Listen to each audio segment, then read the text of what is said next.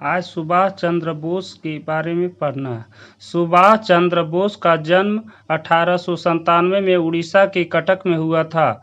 इन्होंने 1920 में भारतीय सिविल सेवा की परीक्षा में चौथा स्थान प्राप्त किया, लेकिन इस समय गांधी जी के आह्वान पर इन्होंने त्यागपत्र दिया और असहयोग आंदोलन में शामिल हो गए। इसी अवसर पर पहली बार जेल की यात्रा भी करना पड़ा।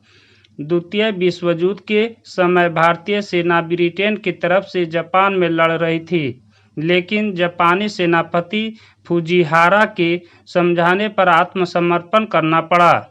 इसी क्रम में फुजिहारा और कैप्टन मोहन सिंह के साथ मित्रवत संबंध कायम हो गया।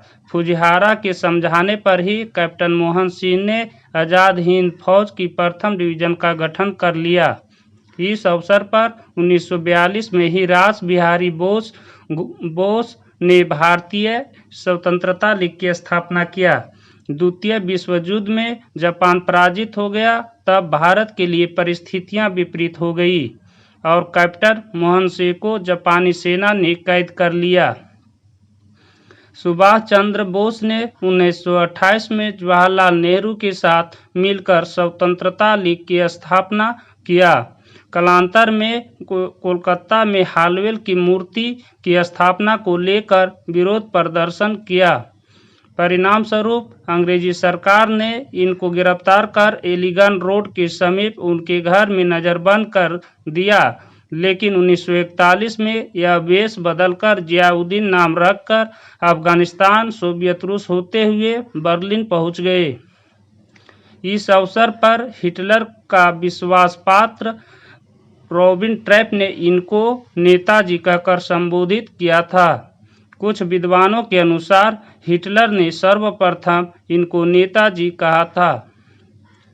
हिटलर से कोई सहायता नहीं मिलने पर और रास बिहारी बोस के आमंत्रण पर सुभाष चंद्र बोस सिंगापुर पहुंच गए।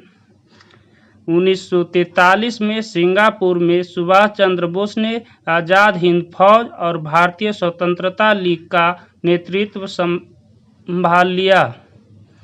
इसी स्थान पर भारतीय अस्थायी सरकार का गठन किया गया।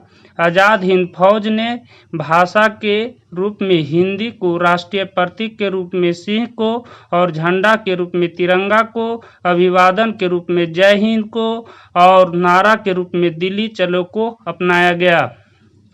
आज़ाद हिंद फौज ने परिस्थितिवश सिंगापुर छोड़कर बर्मा की राजधानी रंगून में अपनी सरकार को स्थापित किया और इसी अवसर पर सुभाष चंद्र बोस ने अपने सैनिकों में जोश भरते हुए जुबली हॉल में यह कहा, तुम मुझे खून दो, मैं तुझे आज़ादी दूंगा। गांधी जी को इन्होंने संबोधित करते हुए कहा, राष्ट्रपिता, इस संकट की घड़ी में हम आपका समर्थन चाहते हैं। आज़ाद हिंद फौज रंगून को छोड़कर अंडमान एवं निकोबार द्वीप पहुंच गई। अंडमान का नाम शहीद और निकोबार का नाम स्वराज रख दिया गया। इस फौजी ने नागालैंड के कोहिमा में सर्वप्रथम प्रवेश किया। इधर द्वितीय विश्व युद्ध समाप्ति हुई और सुभाष चंद्र बोस अपने मित्र हबीब के साथ ताई होकू से दायरेन की यात्रा पर थे। इस समय विमान दुर्घटनाग्रस्त हो गया और आधुनिक अनुसंधान के अनुसार 1945 में नानमोंग अस्पताल में उनकी मृत्यु हो गई। परिणाम स्वरूप आज़ाद हिंद फौज ने आत्मसमर्पण कर दिया। लाल किला में मुकदमा चला और कैप्टन सहगल और कैप्टन ढिल्लो और कैप्टन शाहनवाज को मृत्यु दंड दिया गया। तब लोगों ने लाल किला को घेर लिया और यह नारा दिया, आज़ाद हिंद फौज को छोड़ दो, नहीं तो लाल किला को तोड़ दो। आज़ाद हिंद फौज की तरफ से मुकदमा लड़ने वाला मुख्य व्यक्ति कैलाश नाथ काटूज थे। उनकी सहायता के लिए तेज बहादुर सप्रू, भूला भाई देसाई और जवाहरलाल नेहरू भी थे। वस्त्र ने अपने विशेष अधिकार